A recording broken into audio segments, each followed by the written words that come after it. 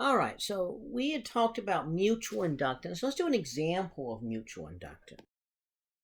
Let's say that we have an AC power supply and it's sending current through a coil. So this would be our primary coil. We'll call it coil 1. So the primary coil has 1750 turns. And let's say the diameter of the primary coil is 5 centimeters. So that's 0.05 meters. And let's say that the current being supplied varies sinusoidally, so it's going to be 2.15 amps with sine of 785 hertz t. Okay. Now remember, this is going to be sine omega t, so that's sine 2 pi f t.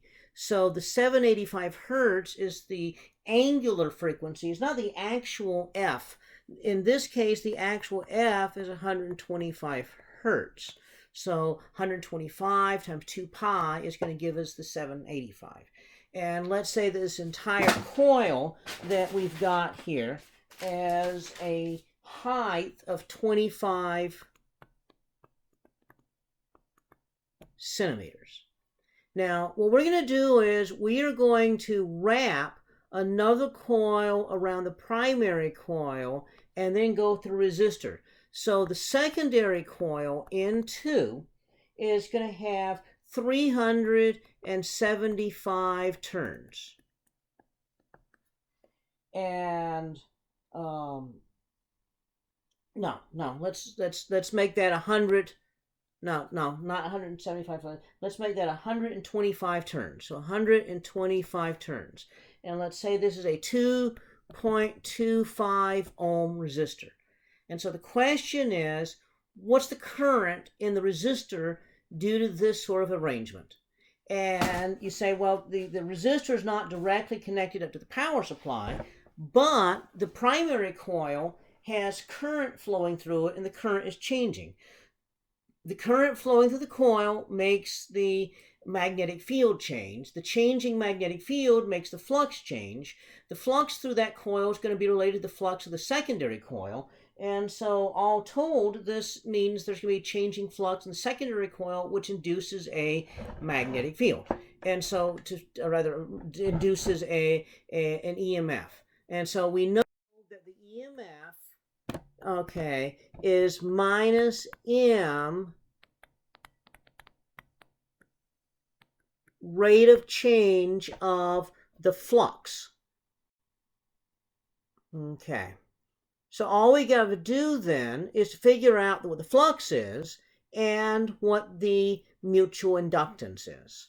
So we look at this, we say, well, we know that the mutual inductance, we'd already figured that out, is going to be N2, that's the number of turns in the secondary coil, times the flux in the secondary coil due to the first. Okay, so that means that's going to be the flux basically through produced by that first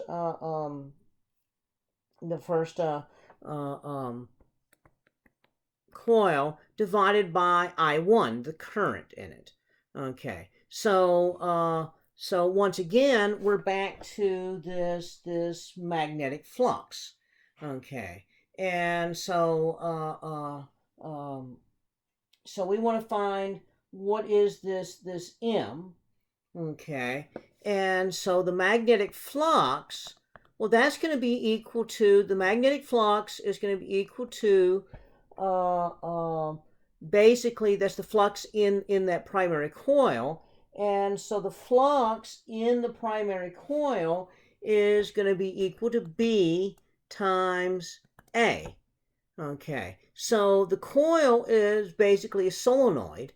And so we remember that the magnetic field of a solenoid was mu naught n I times A. Now what is little n? Little n is the number of turns, so that'd be N1, divided by the length of the solenoid times I, and this is going to be I1 because that's the primary times A. So A, okay, A is going to be pi r squared. Okay, so all we have to do is plug that into M. So M N2 times N1 times mu naught times I1 times pi times r squared divided by I1 and L. And so the I1s cancel. Okay. And so what we have left is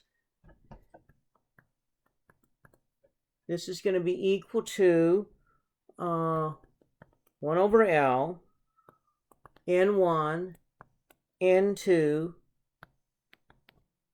mu naught, pi, r squared.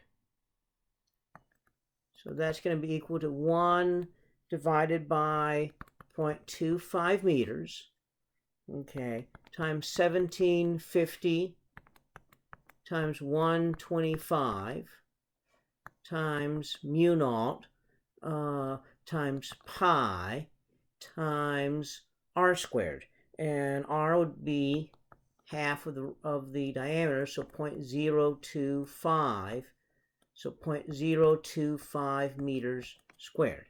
So the mutual inductance turns out to be 0.00216 henries, or 2.16 millihenries. So now we have the mutual inductance. Now we go back to EMF in the secondary coil is going to be minus mutual inductance, rate of change of the current in the primary.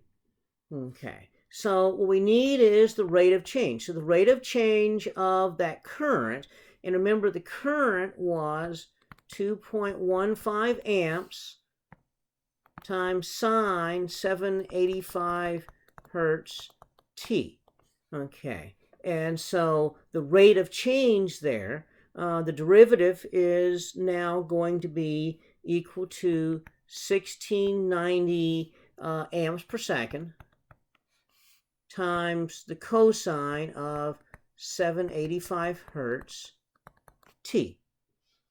Okay, so now we plug all that together. So the EMF in the secondary coil is going to be minus 0.00216 henries times 1690 amps per second cosine 785 hertz times t.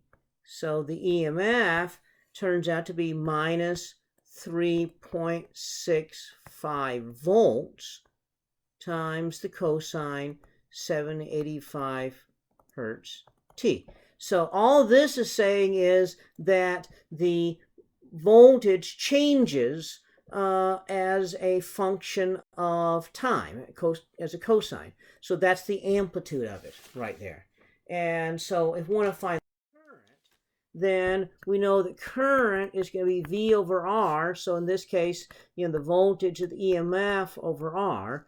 And so the current is going to be equal to the minus 3.65 volts cosine 785 hertz t divided by the resistance, which was 2.25 ohms. So 2.25 ohms.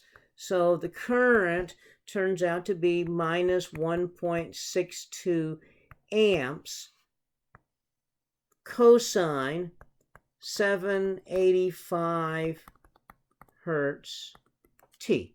And so we have a current that changes with time, and this is the angular frequency. It's the same frequency as 125 hertz. So the angular frequency is still 2 pi f. And so that gives us a measure of the current. So it goes from plus to minus 1.62 amps, and it does so at a frequency of 125 hertz.